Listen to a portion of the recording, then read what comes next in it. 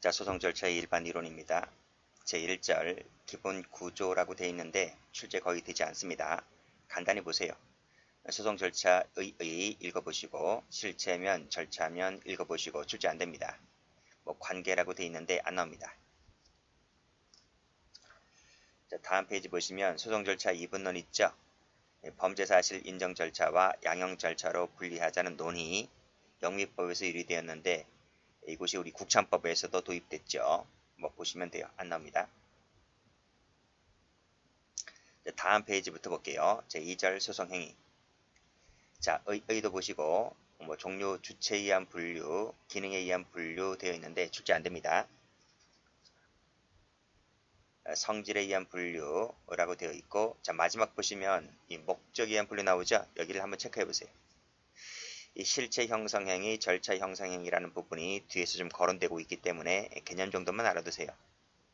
실체 형성행위라고 하는 것은 법관 심증 형성에 영향을 미치는 소송행위를 말하는데 그 예로서 거론되는 것이 피고인의 진술이라든지 증언, 변론 이런 것들은 전부 다 법관의 심증 형성에 영향을 주죠. 이런 것을 실체 형성행위라 한다. 이 절차 관련된 것은 이 소재기 있죠. 소재기, 공소재기, 상소재기, 그 다음 공판기일 지정하는 것, 실제 판결을 내리는 것들이 이 절차와 관련된 것들이다. 이렇게 보시면 되겠습니다. 이 자체로 썸머시험 나오진 않아요. 자, 그 관련된 것이 뒤에 나온다고 했습니다. 자, 그 밑에 일반적 요소를 봅니다. 자, 주체 관련해서 소송행위 적격이란 말이 있어요. 적격. 이게 무슨 뜻이에요? 이 적격이란 말은 소송행위 주체가 자신의 이름으로 소송행위를 할 수 있는 자격을 적격이다. 이렇게 말합니다. 종류로서는 일반적 있고 특별한 적격이 있는데 보시면 돼요. 시험 나오진 않습니다. 그냥 바로 의 보시고 이런 거 볼 필요 없이 바로 다음 페이지가 보시면 이 대리로 가면 됩니다. 자, 대리가 먼저 나시죠. 자, 이 대리, 이 동그라미 2번 보세요. 이 대리는 피의자, 피고인, 제3자 소송행위에 대해서만 문제가 되지 그 밑에 재판이라든지 공소제기, 공소취소는 이 대리가 허용되지를 않습니다. 자, 됐고, 자, 대리 관련해서 포괄적 대리가 있고요. 그 다음에 개별적 대리가 있는데 요거보다는 더 중요한 것이 밑에 부분입니다. 밑에 명문 규정이 없는 경우 나와 있죠. 동그라미 1번 체크하시고 동그라미 2번 체크하시고. 자, 명문 규정이 없을 때는 대리가 허용되지 않습니다. 그 예가 바로 고발, 자수, 자백, 증언, 감정 등이 있죠. 고발 같은 경우 배웠죠? 고발은 누구나 다 할 수 있기 때문에 굳이 대리가 허용되지 않는다는 것, 자수도 마찬가지고. 여기 보시게 되면 증언 나와 있습니다. 증언 동그라미 펴보세요. 이 증언은 올해네요. 올해 해경 승진의 증언 부분이 시험 나왔고요. 팔려볼까요? 자, 고발은 누구나 다 할 수 있는 것이기 때문에 고발은 대리가 허용되지 않는다. 고발 밑줄 그시고 X. 이것은 우리 고발 파트에서 배웠습니다. 자, 혈액취치 동의 있죠? 이것도 법정 대리인이 할 수 없어요. 관련 판에 나와 있는데 팔려봅니다. 자, 미성년자, 피의자, 혈액처치가 필요한 경우라도 이 친구가 이제 음주운전했단 말이에요. 그래서 큰 사고 났습니다. 그래서 응급 병원으로 이송됐단 말이죠. 그렇죠? 자, 이때 피의자에게 의사 능력이 있다면 피의자만이 본인만이 혈액처치에 관련된 동의를 할 수 있는 것이고, 그렇죠? 본인만이 할 수 있다는 말입니다. 자, 설령 피해자에게 의사 능력이 없더라도 의식이 돌아오고 있지 않아요. 그래서 의사 능력이 없다고 보는 겁니다. 없더라도 명문 규정이 없는 이상, 그쵸? 없는 이상 법정 대리인 밑줄 봐보세요. 법정 대리인이 대리해서 동의할 수는 없다. 그쵸? 그렇게 보시면 됩니다. 요 판례가 출제가 많이 되었고, 그 다음에 그 외에 포괄적 대리, 개별적 대리 있죠? 이것은 우리 앞에서 이제 나올 때마다 이제 보는 거예요. 보는 것이고 앞으로 배울 것도 있고요. 의사 무능력자의 법정 대리인 대리, 이 포괄적 대리라는 거 다 배웠을 겁니다. 법인의 대표자도 마찬가지고 변호인, 보조인, 경미사건에 있어서 피고인의 대리인, 특별 대리인의 대리 이런 건 다 포괄적 대리입니다. 그 다음 흠결 나와 있네요. 흠결 보시면 자, 대리권 없는 자가 만약 소송행위를 했다면 그 행위는 어떻게 될 것이냐? 무효입니다. 무효. 자, 됐고 문제집이랑 같이 보세요. 문제집이랑 같이 보시는 것이 제일 효율적입니다.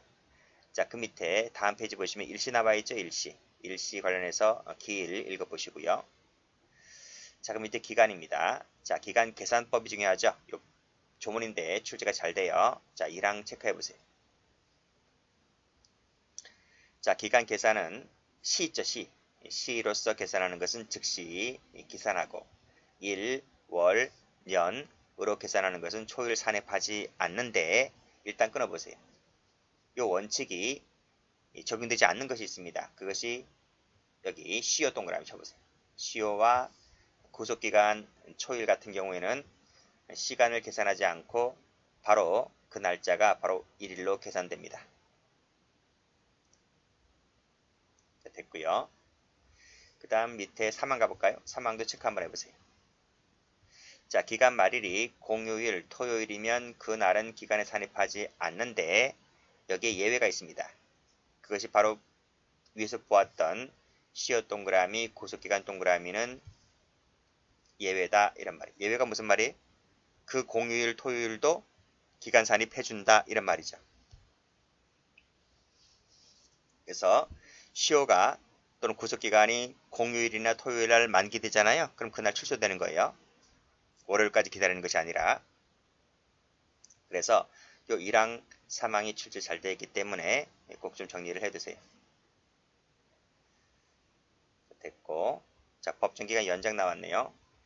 법정기간은 소송행위를 할 자의 주소, 사무소 소재지와 법원, 검찰청 소재지 거리, 교통통신 불편 정도에 따라서 대법원 규칙으로 연장할 수가 있는데 대법원 규칙이라는 걸 알아두세요. 자, 이 대법원 규칙을 형소법에 있다 하면 틀려요. 형소법으로 연장하는 것이 아니라 규칙입니다. 대법원 규칙으로 연장할 수 있다. 됐고 나머지 건 보시면 돼요. 뭐 행위기간, 불행위기간이 뭔지는 그냥 보시면 됩니다. 이런 것은 출제되고 있지는 않습니다. 자, 각주도 같이 보시고요. 각주. 자, 다음 불변기간, 훈시기간 이런 것도 보시면 돼요. 자, 됐습니다. 장소도 보시고요. 자, 내용 나와 있죠? 뭐 형식적 확실성 뭐 이런 것들, 뭐 부관 이런 것들은 그냥 보시면 돼요. 시험 나오지 않습니다. 자, 다음 페이지 가볼게요. 자, 방식 나와 있네요. 방식. 자, 원칙으로는 구두주의, 뭐 서면주의가 있는데 이 구두주의는 실체 형성 행위에 보다 적합한 원칙이고요. 서면주의는 절차 형성 행위의 원칙의 방법에 적합하다 볼 수 있는데 원칙을 나타낸 거 원칙이. 자, 그 밑에가 중요하죠. 요 밑에 2번에다가 별표를 쳐보세요. 자, 구두주의 있습니다. 구두로만 하는 거야? 구두로만 가능한 것. 그 중에 대표적인 것이 이제 진술거부권 고지죠. 그 다음 서면으로 가능한 것. 그쵸? 뭐 소재기. 보통 소재기는 다 뭐예요? 그치? 서면주의란 말이에요. 그다음 뭐 영장을 청구한다든지, 예? 증거보전 이런 것을 청구한다든지, 변호인 선임 신고서 서면주의죠? 그쵸? 공소장 변경 허가 신청, 뭐 재정 신청 또는 취소, 구속 통지, 불구속 통지, 이유 통지 다 서면주의입니다. 뭐 그 외에 여러 가지도 있고요. 자, 그 다음이 뭡니까? 그 다음이 이제 구두라든지 서면 둘 중에 하나가 가능한 것들 있었죠? 그 대표적인 것들이 고소, 고발, 취소가 있었고요. 공소 취소, 상소 포기 취하, 정식재판 청구 포기 취하, 기피 신청, 공소장 변경 신청 이런 것들 다 뭐였어요? 구두, 서면 모두 다 가능한 거예요. 됐어요? 그렇게. 이건 어쩔 수 없어요. 여러분들이 다 외우셔야지. 그렇죠? 비교될 것이 뭐가 있습니까? 비교될 것이. 요거 볼까요? 여기 보시면 공소장 변경 허가 신청 뭐였어요? 허가 신청은 서면주의죠? 서면주의지만 공소장 변경 신청은 서면 또는 구두입니다. 둘 다 가능합니다. 자, 공소제기는 서면주의였죠? 서면주의. 근데 공소취소는 서면이나 구도 모두 가능합니다. 그치? 이런 것들. 상소제기도 서면주의잖아요? 근데 상소, 포기, 취하 전부 다 구도 서면 다 가능한 거예요. 그치? 이런 것들 정리를 해 두시고 문제집 같이 보시면 될 것 같아요. 자, 그 다음 페이지 볼게요. 자, 가치 판단 관련해서 이제 성립하고 불성립 보겠습니다. 자, 성립, 불성립은 뭐다? 본질적 개념 요소를 구입하고 있는가에 대한 가치 판단을 말한다. 성립, 모두 다 구비하고 있으면 성립이라 부르는 것이고, 구비하고 있지 않으면 불성립이다. 이렇게 부릅니다. 자, 실익 볼까요? 실익. 자, 성립일 때는, 성립이 되었다면, 성립일 때는, 설령 그게 유효든 무효든 관계없이 어떤 판단을 요합니다. 판단을 요해줘요. 법원이 판단을 내려줘야 돼요. 그쵸? 예를 들면, 공소 사실이 불특정된 공소 제기. 그쵸? 일때에는, 설령, 뭐다? 법원에서는 공소의 판결이라는 형식 재판을 때려줘야 하는 거예요. 만약, 성립일 땐 그렇지만, 불성립일 때는 뭐다? 그냥 무시해버리면 돼요. 불성립일 때는 그냥 무시하거나 방치시켜버리면 된다. 근데 성립일 때는 뭐다? 그게 유효든 무효든 간에 어떠한 판단을 법원에서 내려줘야 한다는 것입니다. 두 번째로 무효 치유 인정 여부인데요. 성립이라면 무효 치유가 문제됩니다. 치유가 문제되지만 불성립일 때에는 그게 하등 문제가 되질 않아요. 세 번째, 법적 효과 발생 여부인데요. 소송행위가 성립되었다면 일정한 어떤 효과가 발생합니다. 효과 발생하는데 불성립일 때는 하등 효과가 발생하지 않는다 하는 거예요. 그래서 성립과 불성립의 차이를 읽어보시면 돼요. 굳이 이 자체가 무슨 시험 나오는 건 아니고 시험은 판례가 나옵니다. 판례. 이 판례를 어느 정도 알려면 이런 개념 정도는 약간 숙지하고 계셔야지 판례 공부할 때 약간 도움이 되기도 해요. 자, 그럼 판례 봅니다. 자, 공소장 제출 누가 한다 그랬어요? 검사가 공소장을 제출해야 됩니다. 검사가 공소장을 제출하는 것은 소송행위가 성립하기 위한 성립 요건인 거예요. 성립 요건. 만약 검사가 공소장을 제출해야 되는데 검사가 공소장 제출을 하지 않잖아요.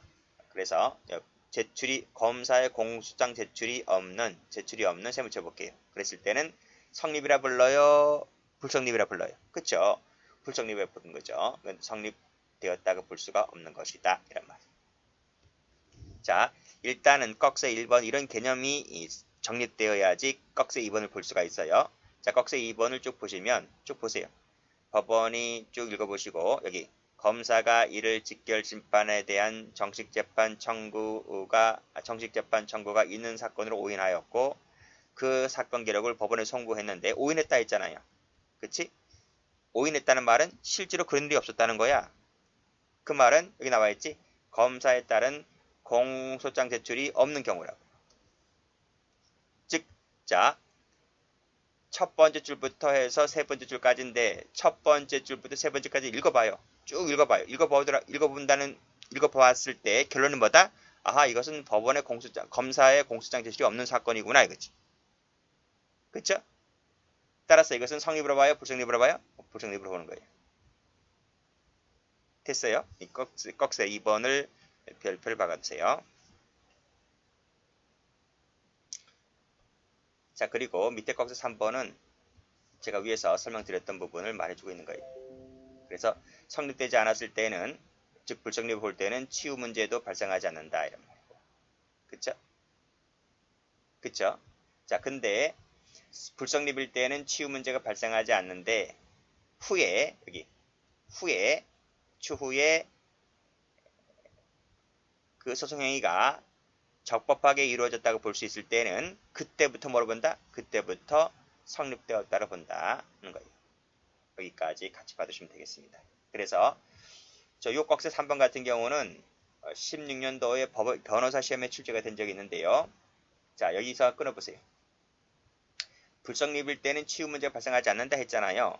근데 훗날에 당해 소송행위가 적법하게 이루어졌다면 그때부터 뭐다? 그때부터 성립으로 봅니다.